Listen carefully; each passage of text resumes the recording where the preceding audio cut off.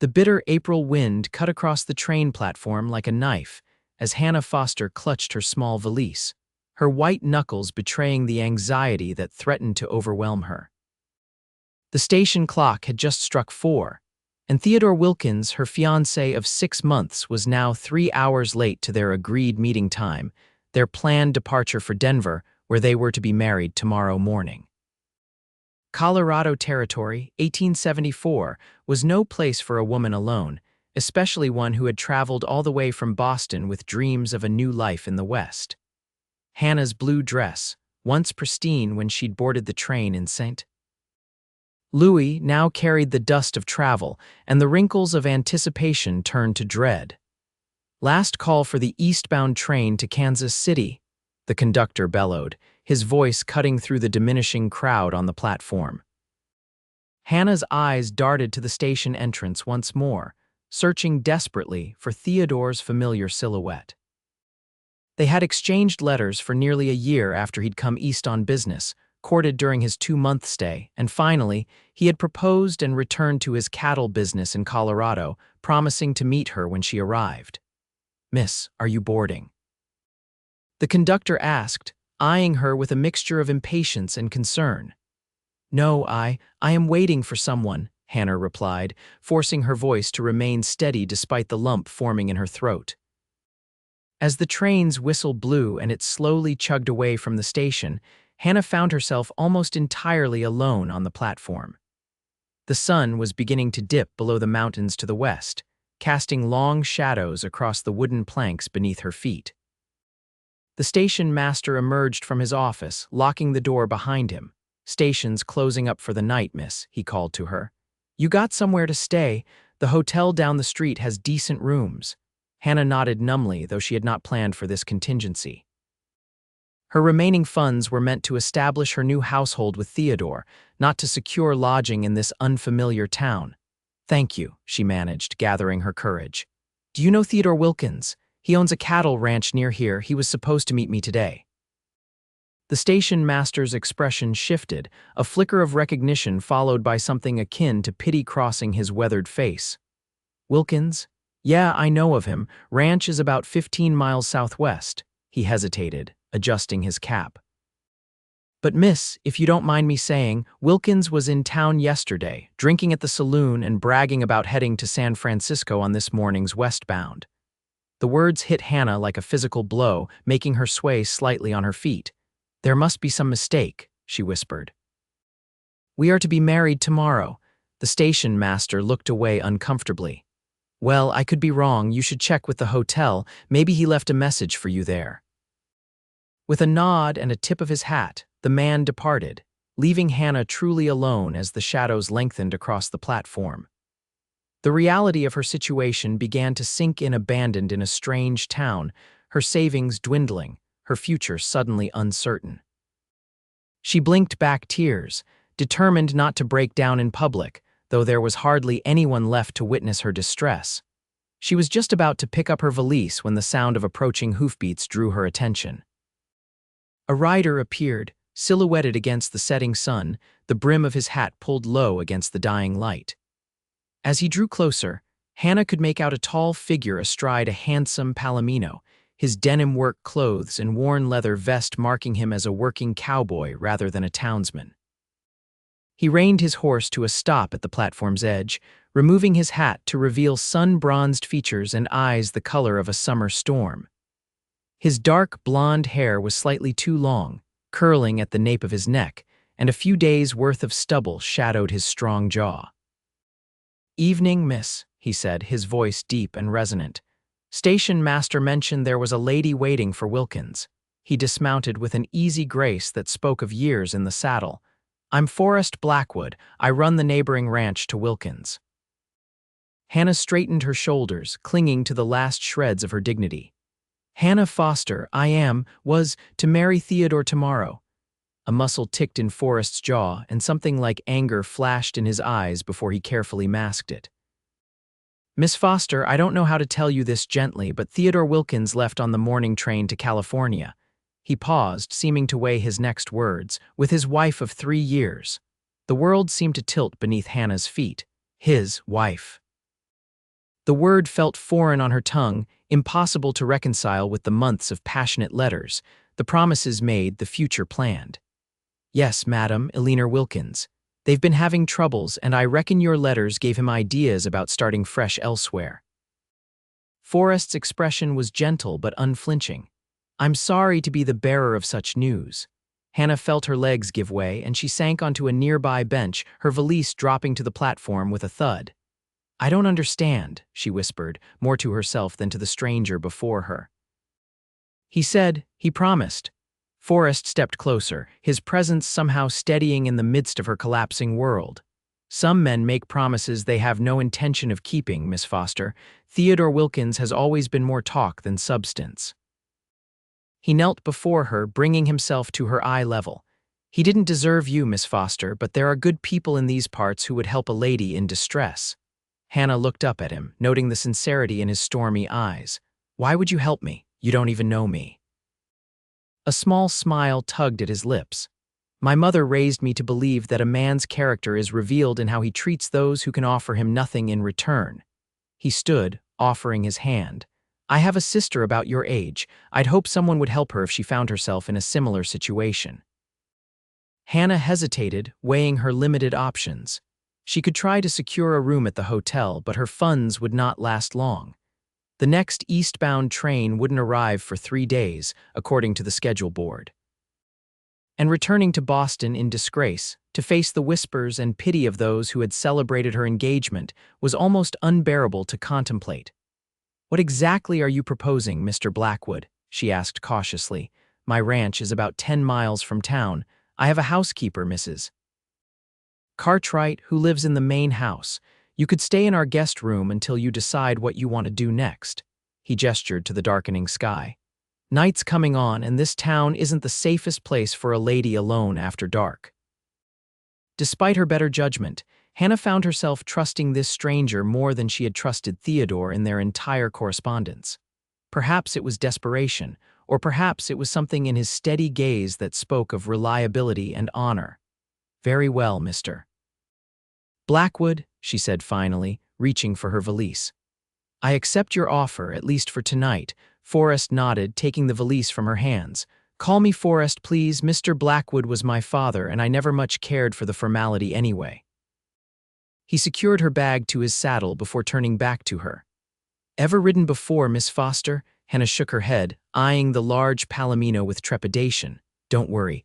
Thunder here is gentle as a lamb. I'll help you up, and you can ride while I walk alongside. With surprising strength and care, Forrest lifted her onto the saddle, adjusting her skirts to maintain her modesty. The horse remained perfectly still, as if understanding the importance of making a good impression. As they set off down the main street, Hannah felt the curious gazes of townspeople following them. She sat as straight as she could, refusing to show any outward sign of the humiliation and heartbreak churning inside her. The sun had nearly disappeared behind the mountains, painting the sky in vivid oranges and purples that would have been beautiful under different circumstances. Beautiful country, isn't it? Forrest remarked, seeming to follow her gaze. Different from Boston, I imagine. Very different, Hannah agreed. Everything seems larger here, the sky, the mountains, even the silence. Forrest nodded appreciatively. That's what I love about it, makes a man's troubles seem smaller in comparison. He glanced up at her. If you don't mind my asking, how did you come to be corresponding with Wilkins? Hannah's cheeks warmed with embarrassment. He was in Boston on business last year. We met at a social gathering at my uncle's home. He was charming, full of stories about the West.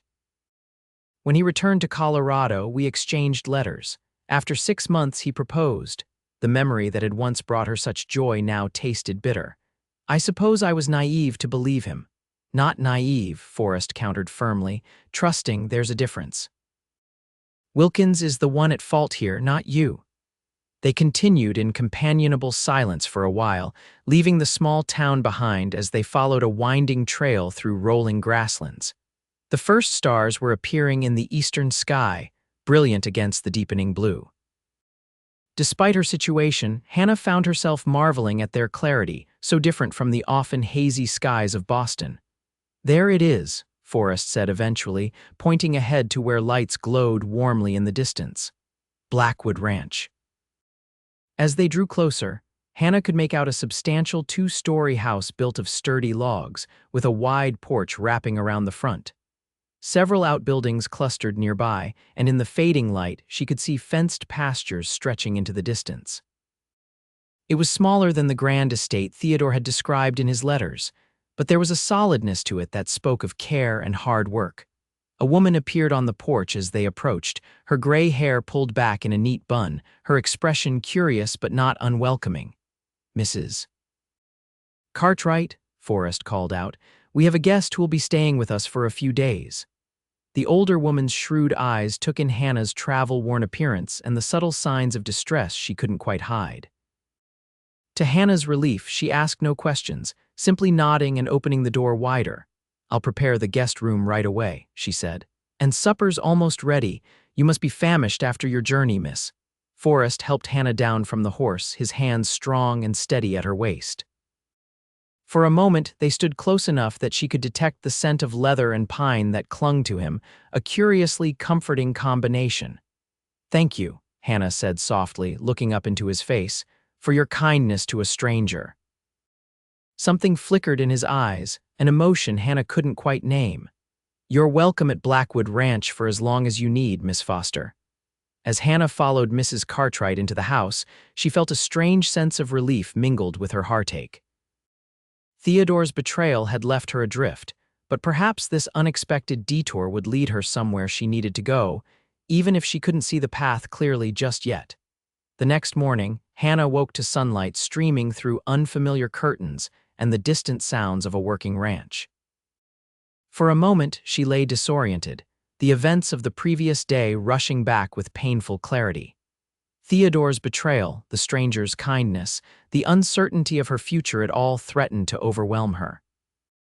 Taking a deep breath, she rose and dressed in one of the few outfits she had packed, a simple blue day dress that had survived the journey relatively unwrinkled. Mrs. Cartwright had shown her to a comfortable bedroom the night before, with a pitcher of fresh water for washing and clean towels laid out with thoughtful care. When Hannah descended the stairs, she found the housekeeper bustling about the kitchen, the scent of coffee and freshly baked bread filling the air. "Good morning, Miss Foster," Mrs. Cartwright greeted her warmly. "I trust you slept well." "As well as could be expected, thank you," Hannah replied honestly. "This is a lovely home." Mrs. Cartwright beamed with obvious pride. "Forrest has built it up from almost nothing. His father left him little more than a run-down cabin and a handful of cattle 6 years ago." She gestured for Hannah to sit at the kitchen table. "Now it's one of the most prosperous spreads in the county, though you'd never hear him boast about it." Hannah accepted a cup of strong coffee, warming her hands around the mug. "He seems a kind man. The best, Mrs. Cartwright agreed, setting a plate of eggs and bacon before her. "Not like some in these parts who put on airs they haven't earned." The older woman's pointed tone made it clear she was referring to Theodore Wilkins. Hannah felt her cheeks warm. "I suppose the whole county knows of my situation by now." Mrs. Cartwright's expression softened. "People will talk, that's the nature of small communities, but anyone worth their salt puts the blame where it belongs on Wilkins, not on you." She paused in her work to look directly at Hannah. "Besides, Forrest Blackwood vouching for you counts for a great deal around here." Before Hannah could respond, the back door opened, and Forrest himself entered, removing his hat as he crossed the threshold. He'd clearly been working already, though the sun had barely cleared the mountains. His shirt sleeves were rolled to the elbows, revealing strong forearms bronzed by the sun and work. "Morning, Mrs. Cartwright, Miss Foster," he greeted them, washing his hands at the basin by the door. "I hope you found everything to your liking." "Yes, thank you," Hannah replied, suddenly self-conscious under his direct gaze. "You have a beautiful home," Forrest smiled, transforming his serious features. "Built most of it myself with help from my ranch hands, nothing fancy but it serves its purpose."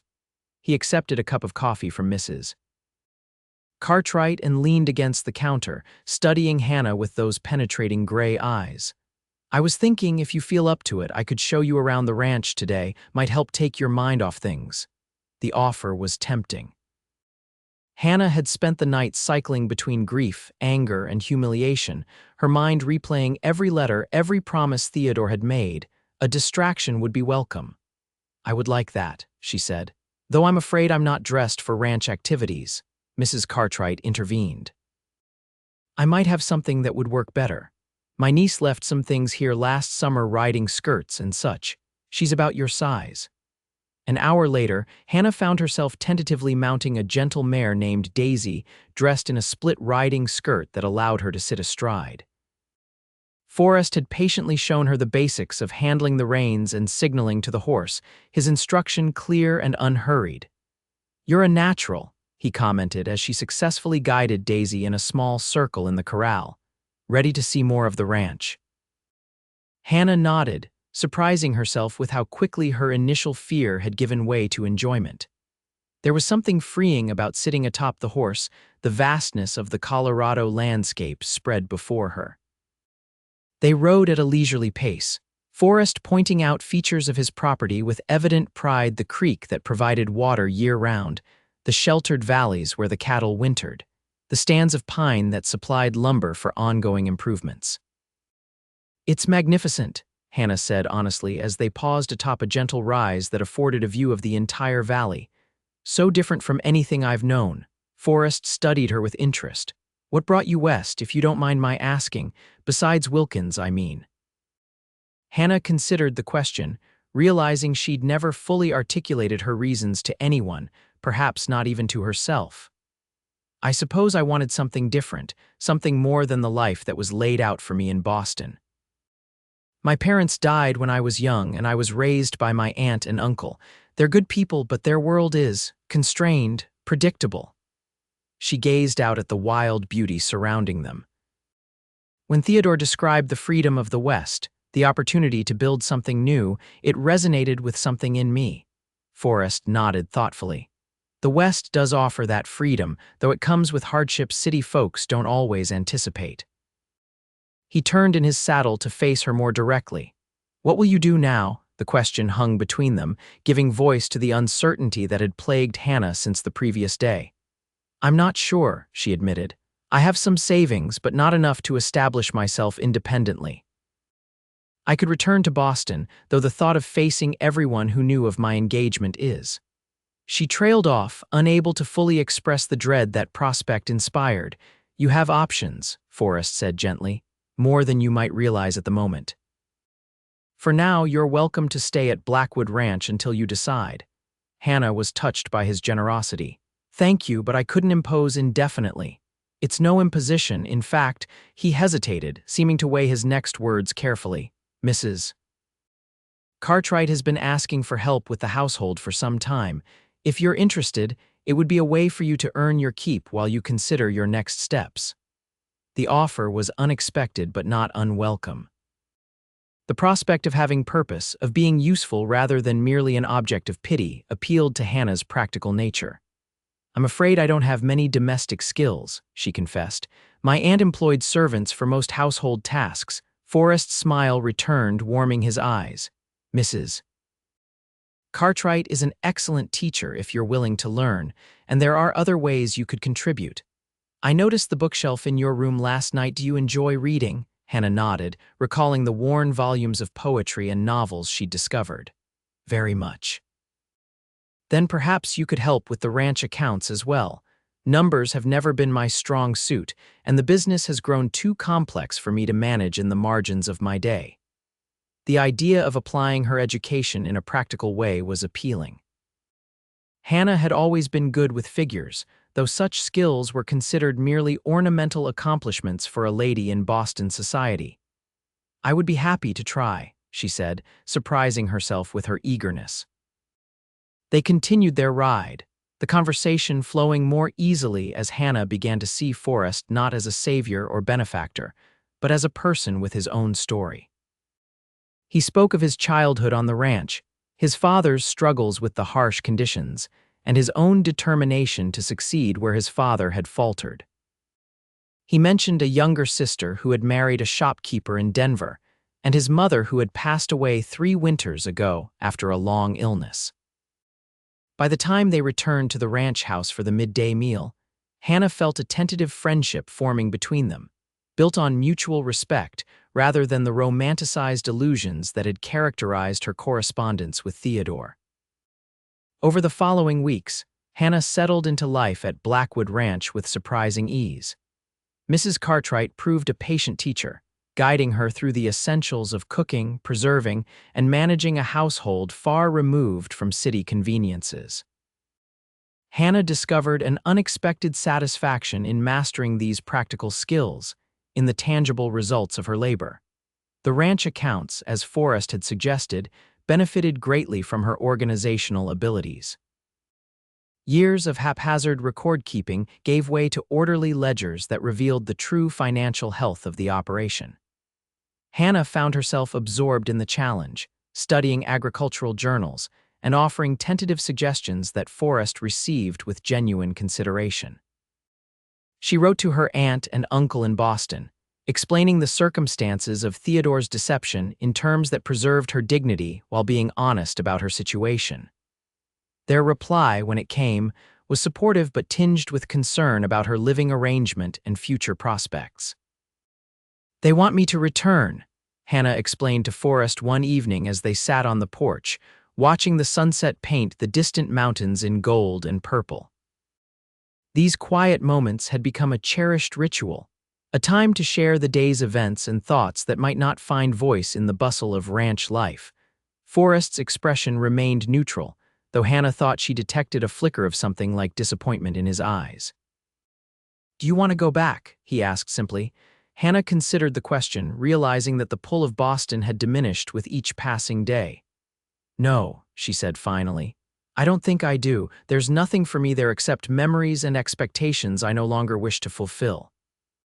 Forrest nodded, his gaze fixed on the horizon. "And what about here? What do you want from your life in the West?" It was a profound question, one that Hannah had been considering with increasing clarity. "I want purpose," she said slowly. "I want to build something meaningful, to use my mind and my hands in equal measure. I want—" She hesitated, suddenly aware of how her next words might be interpreted. "I want a life that's truly mine, shaped by my own choices rather than convention or circumstance." A small smile played at the corners of Forrest's mouth. "That's a worthy ambition, Hannah Foster." The use of her first name sent an unexpected warmth through her. Over the weeks, their formal address had gradually given way to this more personal recognition, though Forrest still maintained a respectful distance that both frustrated and reassured her. "There's a parcel of land that adjoins mine to the east," Forrest continued after a moment. "The widow Jenkins is looking to sell and move to Denver to be with her daughter. It's good land, with a small but sound cabin and about 50 acres that could be cultivated." He turned to face her directly. "If you're serious about staying, about building something of your own, it might be worth considering." Hannah stared at him, startled by the suggestion. "You think I should buy land, become a homesteader?" Forrest shrugged, his expression open. "Why not? You've proven yourself capable and hardworking. You understand the business side of ranching better than most men I know. With some help getting established, there's no reason you couldn't make a success of it." The idea was revolutionary, thrilling in its audacity. Women in the West did own property, run businesses, forge independent lives in ways unthinkable in Eastern society. Hannah had read accounts of such pioneers. But to imagine herself among their number was both terrifying and exhilarating. "I don't have enough money," she said, voicing the most practical obstacle first. "There are ways around that," Forrest replied. "Bank loans, payment terms with the seller, and you've earned wages here that you've barely touched." It was true. Forrest had insisted on paying her for her work with the accounts, and Mrs. Cartwright had done the same for her household assistants. The money, combined with what remained of her savings, might indeed be enough for a modest beginning.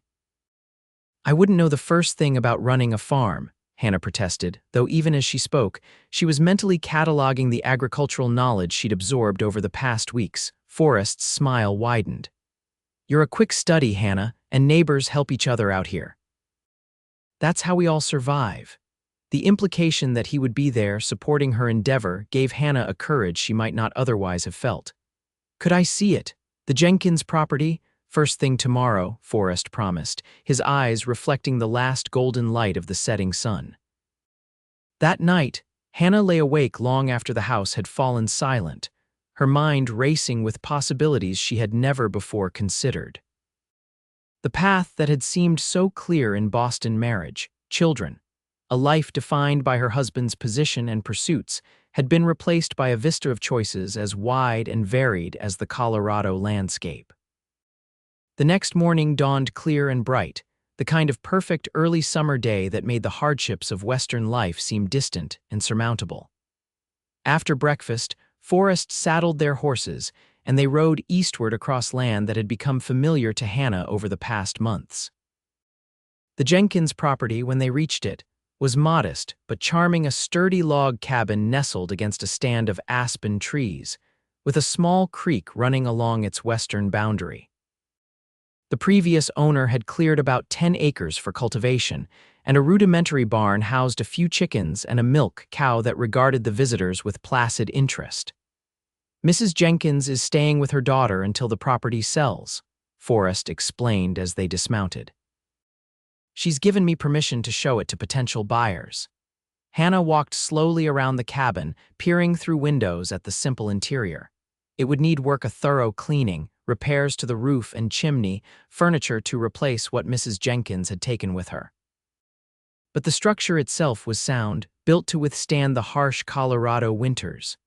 "What would you grow here?" Forrest asked, watching her assess the property with increasingly knowledgeable eyes.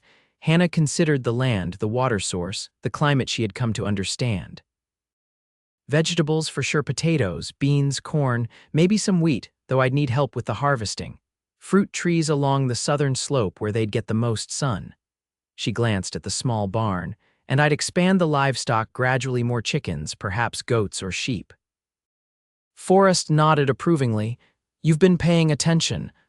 "I've had a good teacher," Hannah replied, meeting his gaze directly. Their relationship had evolved over the weeks from rescuer and rescued to employer and employee, and finally to something like partnership as Hannah's confidence and knowledge had grown. They spent the morning exploring the property, Forrest pointing out its strengths and potential challenges with the honesty Hannah had come to expect from him. By the time they stopped to eat the lunch Mrs. Cartwright had packed for them, Hannah had made her decision. "I want to make an offer," she said, surprising herself with the certainty in her voice. "It feels right, Forrest. It feels like mine already somehow." The smile that spread across his face contained a warmth that had nothing to do with the summer sun overhead. "I had a feeling you might say that," he admitted. "I've already spoken to the bank in town. They're willing to consider a loan given my willingness to co-sign." Hannah frowned slightly. "I wouldn't want to encumber you with my debts." "It's an investment in a neighboring property," Forrest replied practically. "Makes good business sense to ensure it's well managed." But there was something in his eyes that suggested his motives weren't entirely business-related, a softness that had been appearing with increasing frequency when he looked at her. Hannah had noticed it, treasured it even, but neither had spoken of the growing attachment between them. "Why are you helping me like this?" she asked quietly. Truly, Forrest was silent for a long moment, his gaze drifting to the distant mountains.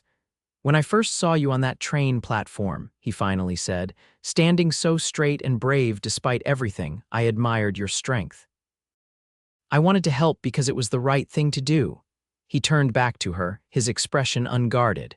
"But over these weeks, that admiration has grown into something more. I care for you, Hannah, more than I probably should, given the circumstances."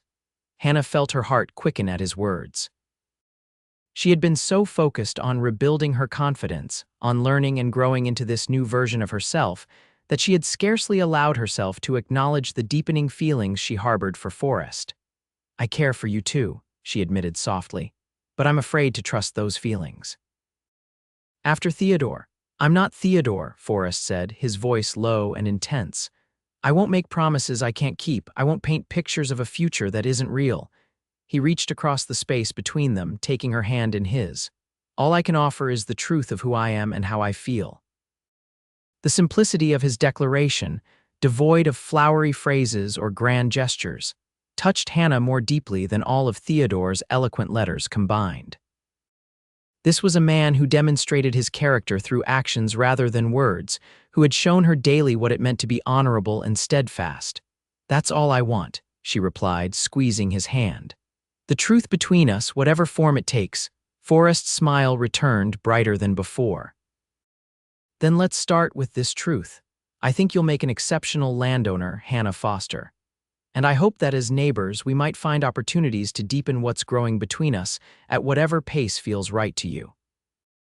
It was a perfect balance of respect for her independence and acknowledgement of their mutual attraction, so different from Theodore's presumptuous claims on her future. Hannah felt a weight lift from her heart, replaced by a cautious but genuine hope. "I'd like that very much," she said. They rode back to Blackwood Ranch in companionable silence, the future stretching before them like the vast Colorado sky full of possibilities. Some challenges, to be sure, but with a clarity and honesty that Hannah now recognized as essential to true happiness. The purchase of the Jenkins property proceeded smoothly, with Hannah negotiating terms that reflected her growing business acumen.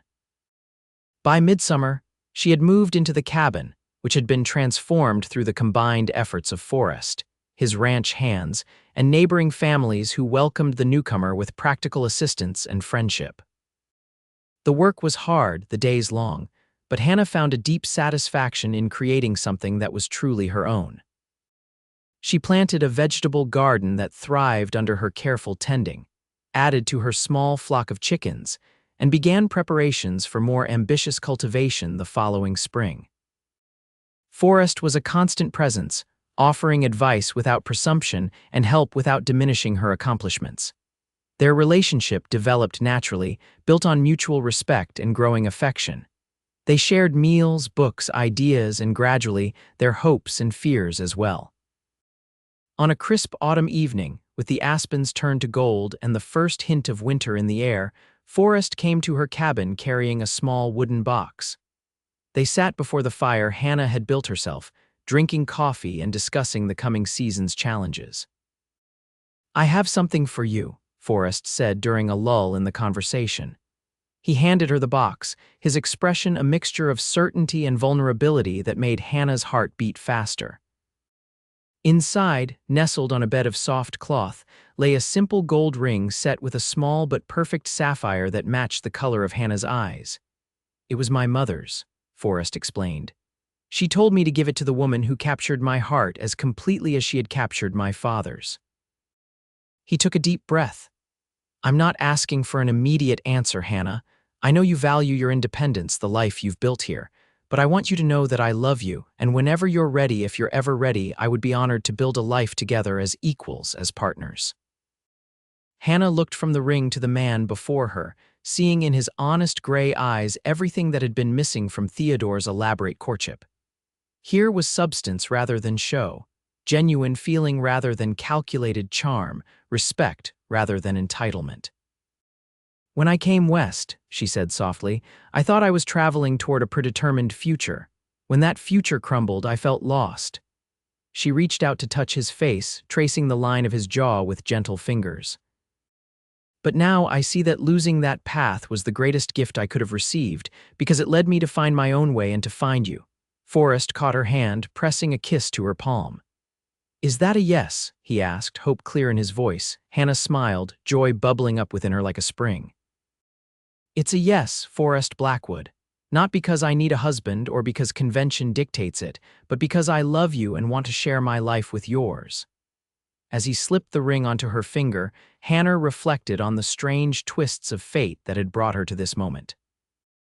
Theodore's betrayal, which had seemed like the end of her dreams, had instead been the beginning of a journey toward something far more authentic and fulfilling than she could have imagined.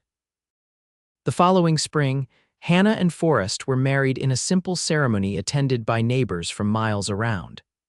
By then, the two properties had begun to function as one, with Hannah's agricultural ventures complementing Forrest's ranching operation in ways that strengthened both.